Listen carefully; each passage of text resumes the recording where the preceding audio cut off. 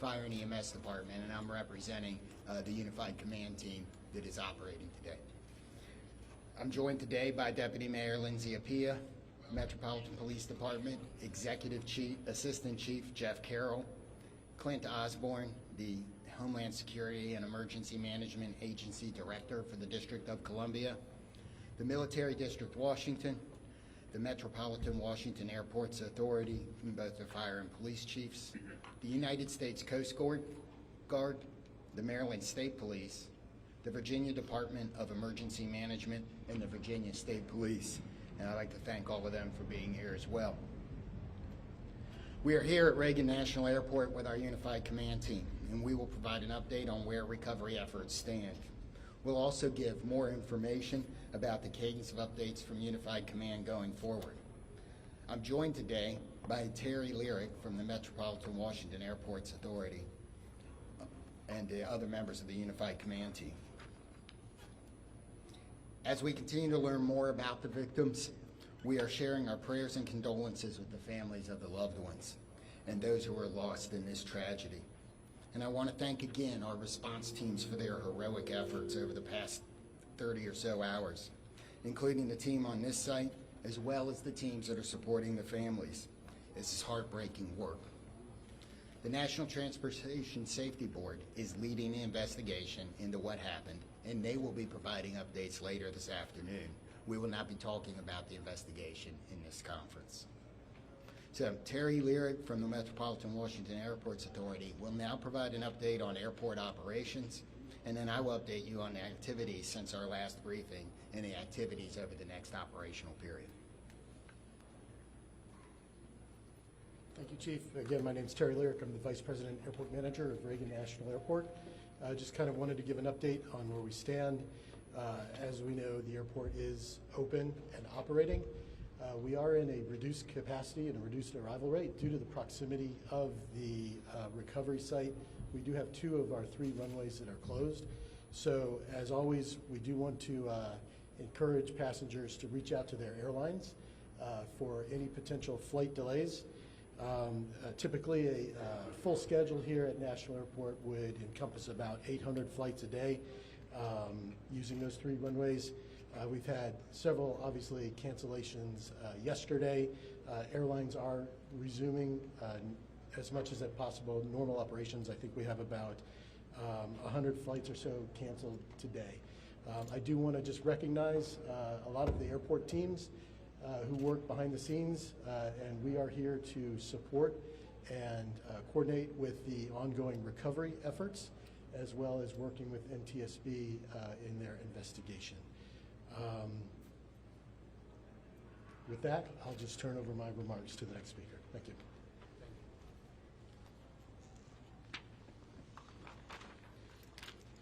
So, overnight, our teams continued search operations and surface work, including side sonar scanning, shoreline searches, and aerial searches. Also, 2 Coast Guard cutters have arrived on station, and you may be able to see them out there on the water.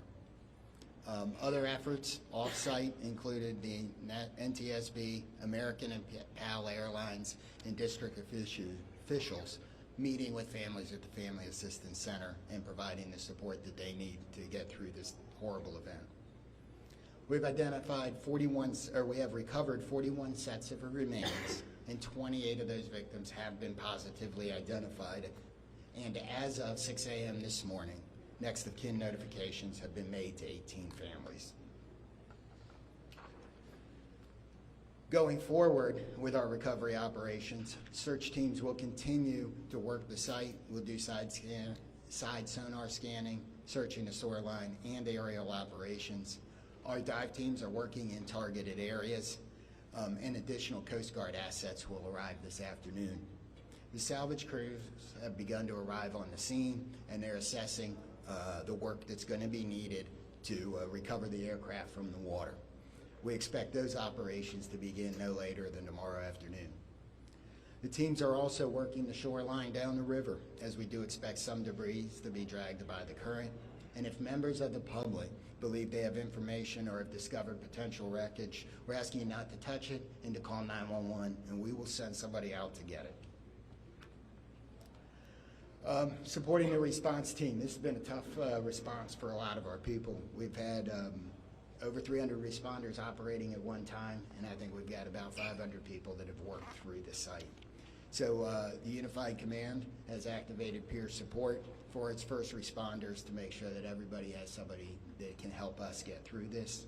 And the outpouring of support, people like the World Central Kitchens Relief Team and many of the local restaurants, here at the airport, have supported the people working, making sure they have food so they don't have to stop.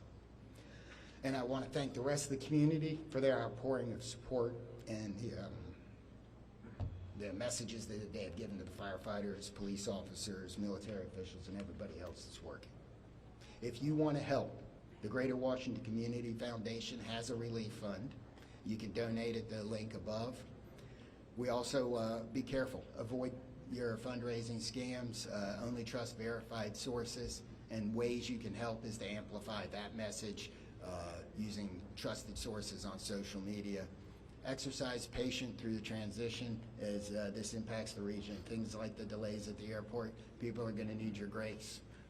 Yeah, I know we've got a lot of vehicles around. We've got some areas closed that are normally open to the public around the river, and we need your patience in that. Check in on your friends and neighbors, and if you're feeling anything about this event, please call the crisis hotline, talk to a medical professional, and you can use 988 on your phone. What do we got here? Is that the last one? So with that, we're going to be able to take a few questions. I'm going to start over here, and we'll work our way across. 1, 2, 3. Yes, sir. Hi, this is Campbell Roberts from the New York Times. Can any of you talk about the FAA's decision to restrict helicopter flights in and around National Airport? So the question is, can anybody talk about the FAA's decision to restrict flights in and around National Airport? I don't believe we have any. So that's probably beyond the scope of this interview. You'll have the NTSB later, and that's something I might ask them. Yes, sir. Chief Skylar Hunter with CBS News. Given the time that has passed, can you describe the conditions right now as it relates to the recovery process and whether you all think that y'all will be able to recover more bodies? Okay, the question was, given the time that has passed and the conditions outside, do we believe we're going to be able to recover more bodies? And there's a lot of challenges with that. So I'm going to answer that one. I'm going to say that, yes, we expect to recover all of the bodies. We have that's why our teams are still working. We're going to have to work with the salvage company to do some of that work. Yes, sir. If I may ask a question on behalf of the Reagan National Airport. This is Alex Gabriello with News Nation. A lot of questions now circulating about the crowded airspace surrounding this airport. Also reports about other close calls, including 24 hours before the fatal accident. We've seen the FAA take the position of restricting the airspace, specifically Route 1 and 4 for choppers in this area.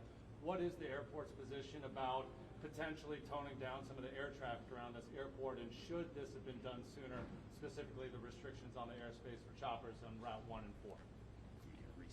Yeah, sure. The question was regarding air traffic, helicopter routes up and down the Potomac, right? That is an FAA responsibility. The airspace is controlled by the FAA. The airport does not have any responsibility outside of the surfaces, the airport itself. But most certainly, this has been conversations that you've had, and when it comes to safety for the airport, for the passengers that come in and out of D.C. Absolutely. The FAA does regulate the airport, and we follow all FAA safety regulations. Again, all I can say is the FAA is responsible for the airspace. And very briefly, a question for the chief. Sir, how long do you expect it to take for the salvage to be removed from the river to recover the bodies and do everything that's necessary to bring closure for these families? So we're working as fast as we can. I'm not going to be able to give a timeline on that as there's a lot of unknowns. But we hope that we have more salvage equipment here tomorrow, and that operation could begin then. So next three questions. 1, 2, 3. Yeah, Chief Perry Russin, ABC News. How is weather affecting recovery efforts? Rain today, rain forecast later. What are the elements inside the river? How has all of this affected recovery? So the question is, how does the weather affect the recovery operation? In my view, it may slow it down slightly, but all of the units out here, all of the people working, work year-round in all conditions. We're going to be careful. We're going to make sure we don't hurt anybody else, but the weather we've seen so far is weather we can work in. If that were to change, that would affect it, but we haven't seen that. I mean, one question at a time. Chief, you talked earlier about access to the site and to gain access to that area.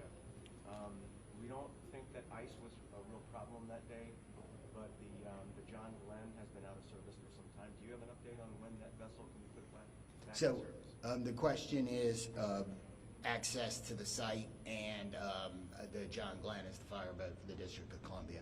So what I referred to on access to the site is things like Gravelly Point being closed and that being lost as a local recreation area while we're working.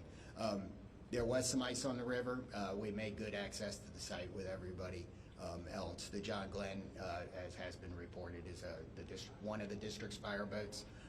It is not the primary asset for this type of operation, and while it's in the shop, it didn't affect anything, and we hope to have it back by this summer. Yes, sir. Mr. Lyric, I have a follow-up question about the runway closures. Brady Trimble with Fox. So you said 2 of 3 are closed because of their proximity to the crash site. Yeah. Can you explain why they remain closed? Sure, absolutely. So the question is, why are 2 of the 3 runways here at National Airport closed? So if you're familiar with the runway configurations here, we have a main north-south runway, and we have 2 what we call crosswind runways. The 2 crosswind runways, if aircraft were to take off or land over the aircraft recovery sites that is out there right now, those would be impactful to the operation. So we've elected to keep those runways closed. And to follow up, how long do you expect that to remain the case? And are you saying that if there are still recovery teams in the Potomac, then there's no chance that these 2 runways are going to open? And how does that impact? Yep, sure. So the question is asking how long we anticipate those runways to be closed.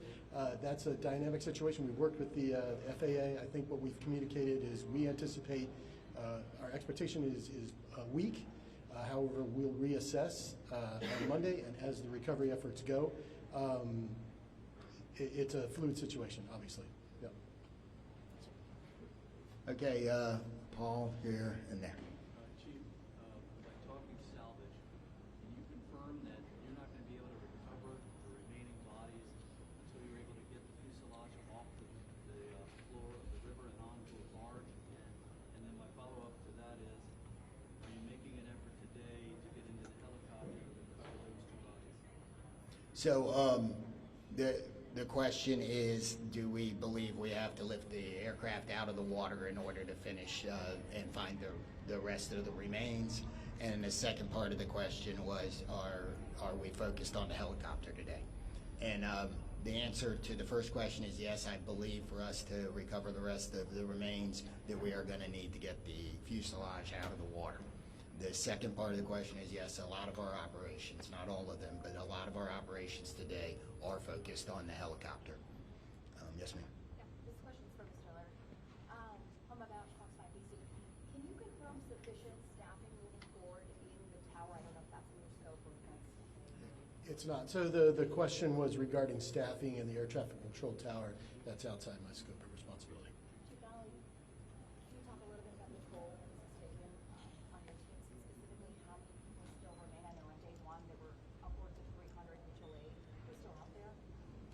So, you know, this is an incident where even if it doesn't affect you right now, it's probably going to affect you later. It'll be something that you think about. So in emergency services across the board, we have support teams.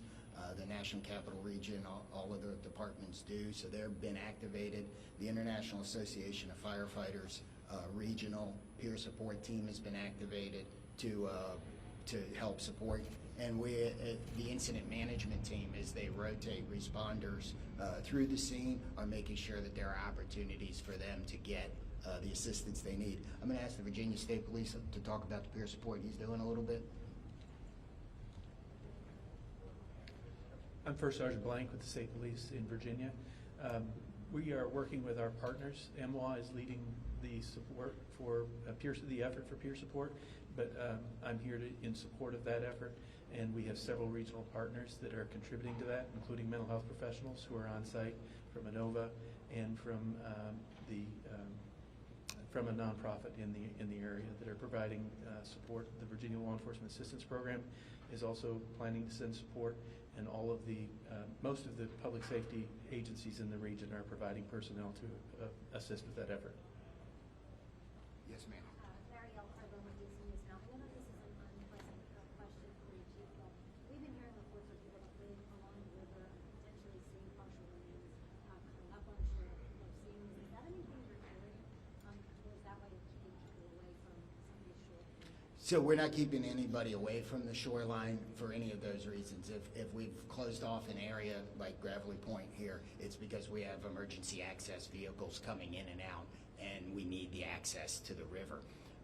We have received some 911 calls about either debris or remains. I don't know that we've actually found any remains. We've certainly picked up debris from those 911 calls. So we're going to do 3 more and go 1, 2, and 3 in the back. Yes, sir. Thanks, Chief. Jonathan Kersley from Channel 9 Australia. This is a question for Terry. Terry, as Vice President and Manager of this airport, what concerns have you had specifically about the congested airspace, and have you ever raised those directly with the FAA? So again, the United States airspace is the safest in the world. Safety is one of our top priorities, and we continue to ensure that the airport is safe for operations. To follow up on that, it wasn't safe in this instance. There have been near misses here before. You would have been made aware of those as manager of this airport. Have you raised concerns with the FAA about the congested airspace around Washington's airport? Yeah, I can say again, we work with the FAA, we're regulated by the FAA, we comply with all FAA safety regulations. But that doesn't answer the question. Yes, sir. Can you talk about how much debris has been moved to Hangar 7? But at some point, will that operation be transitioned to a private company, the NTSB? Will hire, or will you guys actually put all the debris in the hangar? So that's an investigation question and appropriate for NTSB this afternoon. We'll take 2 more. Yes, sir. Tom Resnick, Channel 7. I had a question for Terry as well. As far as the airport took a position against adding extra long-distance flights out of here, and one of the concerns was there's just too much already going on. Do you maintain those concerns because they're supposed to start in the next few months? Are you concerned about safety as those extra flights start? Yep, thanks, Tom. So the question was regarding the additional slots to DCA. As you know, the slots are federally controlled, federally mandated, and we have to follow federal regulations. Are you still concerned about them? I mean, the airport authority was concerned at the time. Yes. Again, we have to follow the federal regulations on the slot controls. Yeah. That's it. Hi, Jim Spellman, Yeah. CGTN. Here, one more question for you. You're talking about the FAA, Congress, federally mandated, et cetera. Where does the buck stop with this accident and ensuring that the next flight to take off from this runway is safe? So again, the question is really directed to the FAA and Congress, I believe. Yeah. Yeah, One last question is right here. You have 41 victims recovered. Are you confident in the location of the others? Where are they? Are you confident that you know where they are? So I think we know where they are. We won't know until we're done. I mean, we're going to continue the search operation, but we've searched a large portion of this river, and we are right there. So, I didn't read. So the question. Let me answer the question again, or let me restate the question. Sorry.